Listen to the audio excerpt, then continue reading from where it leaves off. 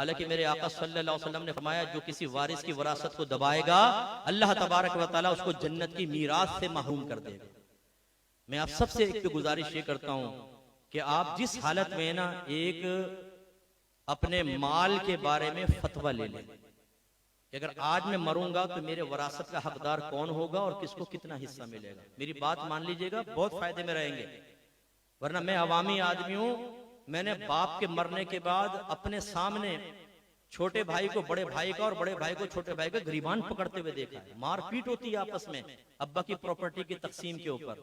अब्बा तो चले गए दुनिया से और बाद वक्त दो दो शादियां करके चले जाते हैं। आप में से भी हो सकता है ऐसा हो कोई अपने सर के बाल कम करने के लिए दूसरी शादी के ख्वाब देख रहा हो। आता जाता कुछ नहीं है, दूसरी शादी के ख्वाब नजर आ रहे हैं। आपको पता है अदल इंसाफ कैसे होगा? जब आप दो शादियां कर लेंगे, आपकी प्रॉपर्टी कैसे उनके दरमियान तकसीम होगी, कैसे आपकी दो औलादें लड़ेंगी झगड़ेंगी आपस के अंदर, और देखी जाएगी। हम बस शादी करें, वक्त गुजारें, कब्र में चले जाएं और फिर जाते जाते लड़ो मरो, ला इलाहा इल्लल्लाह मुहम्मद, चले गए अब्बा जान। अरे भाई आपने क्या किया? ये आपने दीन सीखा, उनको सिखाया, तो आप वरासत का ये मसला ले लें। फर्ज कर लें आपके सामने ही कोई वारिस फौत हो जाए, फिर दोबारा फतवा ले लें इंशाअल्लाह, और ये घर वालों को बता दें कि इसके मुताबिक तकसीम करना, इंशाअल्लाह आप बहुत अच्छे रहेंगे। लेकिन अगर आपने ऐसा नहीं किया, कितनों को दिया हुआ है, कितनों से लेना है, कितनों को कर्जा दिया हुआ है, कितनों का देना है, कितनी प्रॉपर्टी है, कैसे तकसीम होगी, अगर आप नहीं करेंगे। पहली चीज तो मैंने देखी है, करीब तरीन दोस्त होते हैं, दोस्त का इंतकाल हुआ, अगर उसका कुछ पैसा अमानतन रखा हुआ है बताते नहीं वारिसों को, दबा लेते हैं फौरन। क्या पता है, मैंने करीबी रिश्तेदारों को देखा। एक खातून ने मुझसे पूछा कि वो मेरी बहन थी, उसने कुछ जेवर मेरे पास रखवा दिया था कि किसी को बताने नहीं, रख लो। अब वो फौत हो गई। मुफ्ती साहब मैंने पहले तो दिया नहीं, वारिसों को काफी अरसा गुजर गया, अब अगर मैं दूंगी तो वो कहेंगे तुमने ये दबा के रख लिया, क्या मैं अपनी बहन की तरफ से सदका कर दूं? अरे भाई तो पहले क्यों नहीं दिया उनको? तो यूं होता है, बादों का दबा लेते हैं, सगी बहनें दबा लेती हैं। अपने एक डायरी बनाएं, अगर आप मुनासिब समझें, किसको कितना दिया है, कितना लेना है, कितनी आपकी प्रॉपर्टी है, कितने बैंक अकाउंट्स हैं, उसमें कितना आपका माल है, वो लिखकर कहीं महफूज जगह रखें। और जो सबसे काबिल एतमाद हो उसको घर में बताएं कि मैं मर जाऊं अचानक तो ये कर लेना। बाद वक्त इतनी अचानक मौतें मैंने देखी हैं, आपको नहीं पता कि डाकुओं ने कैसे एकदम गोलियां मार दी हैं।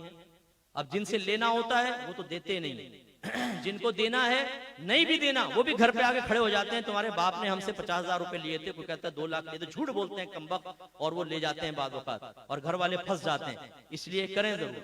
और दूसरा ये कि अगर आपका कोई रिश्तेदार फौत हुआ है तो खुदारा फतवा लें, अपने जहन से माल तकसीम ना करें। इसमें मैंने बड़ी खराबियां देखी हैं।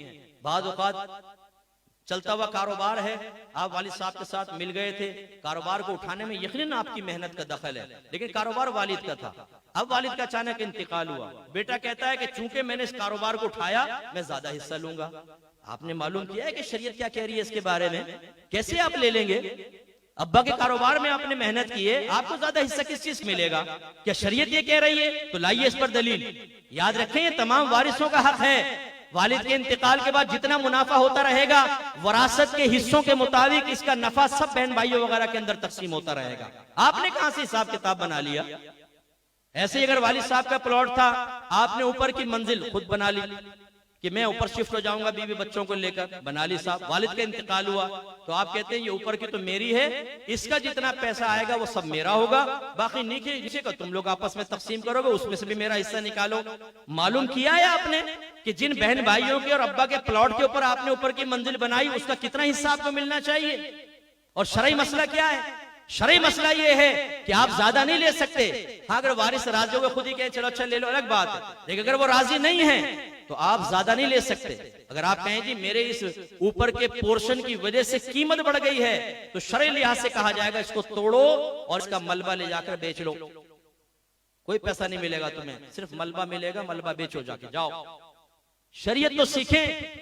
हम में से बहुत सारे ऐसे हैं, अल्लाह ने इतना पैसा दिया, करोड़पति हैं, लेकिन फिर भी करोड़ों की वरासत दबाकर बैठे हुए हैं। शर्म नहीं आती कि आपको अल्लाह ने कितना दिया था, उसके बावजूद हिर्स और लालच खत्म ही नहीं होती कि आपने बहनों का हिस्सा दबाया हुआ है, भाइयों का हिस्सा दबाया हुआ है, फुफियों और चचाओं का हिस्सा दबाया हुआ है।